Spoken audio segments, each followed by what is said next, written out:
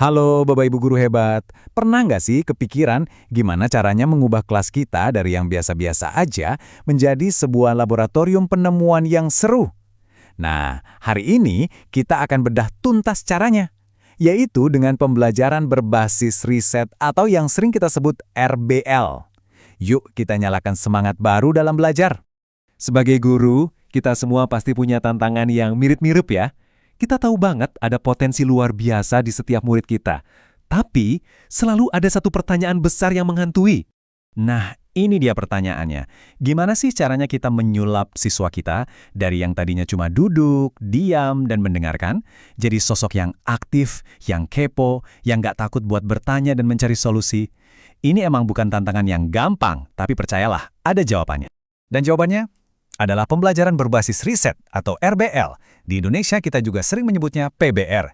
Ini bukan sekedar metode, tapi ini adalah sebuah pendekatan yang dirancang untuk benar-benar mengubah peran siswa di dalam kelas. Jadi RBL itu apa sih sebenarnya? Gampangnya gini deh, ini adalah metode di mana siswa itu learning by doing. Mereka nggak cuma belajar tentang sesuatu, tapi mereka melakukannya langsung. Mereka yang mencari info, mereka yang bikin hipotesis, mereka yang kumpulin data, analisis, sampai akhirnya bikin kesimpulan sendiri. Proses belajar jadi kayak petualangan, bukan cuma transfer materi satu arah.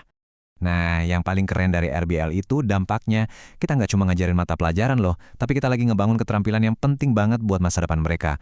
Kemampuan buat berpikir kritis, memecahkan masalah yang rumit, kerja bareng tim, sampai jadi pribadi yang mandiri. Ini bekal yang bakal mereka pakai seumur hidup. Oke, mungkin sekarang Bapak Ibu berpikir, wah kedengarannya keren banget, tapi mulainya gimana? Ribet nggak sih? Tenang, RBL ini punya kerangka kerja yang jelas banget kok. Yuk kita lihat 7 langkah praktisnya. Prosesnya itu logis dan ngalir banget.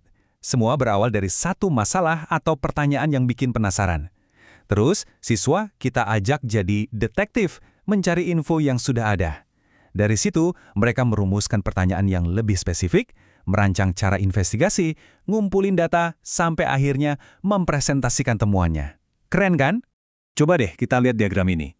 Ini nunjukin gimana alur tadi bekerja di lapangan.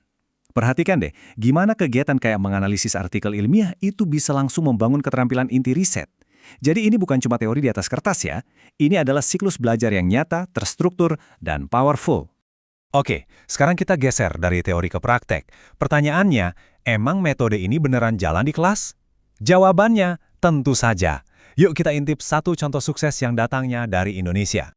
Jadi ceritanya ada 35 calon guru matematika di Tangerang yang ditantang buat pakai metode RBL ini di kelas mereka.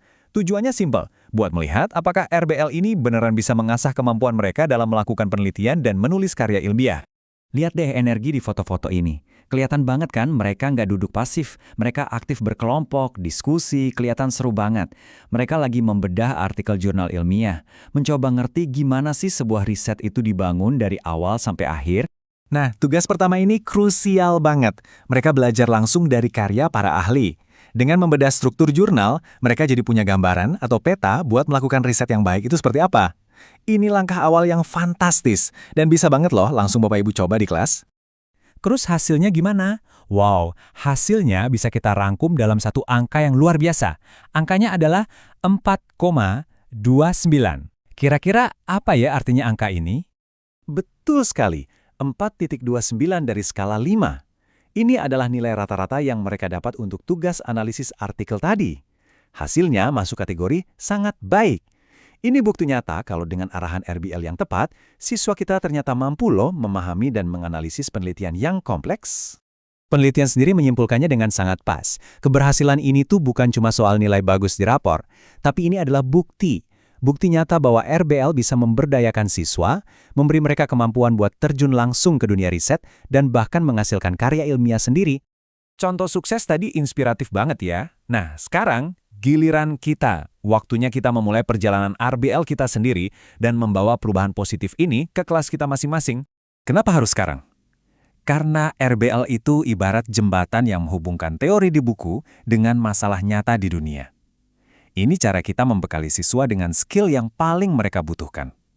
Mengubah mereka jadi pelajar aktif, dan yang paling penting, membuat proses belajar jadi sebuah pengalaman yang bermakna dan gak akan terlupakan. Jadi, sebagai penutup, saya mau tinggalkan satu pertanyaan untuk direnungkan. Coba deh lihat di sekitar kita. Di lingkungan sekolah, di masyarakat, kira-kira masalah nyata apa ya yang bisa dipecahkan oleh kelas Anda mulai minggu ini? Nah, itulah titik awal petualangan RBL Anda. Selamat mencoba!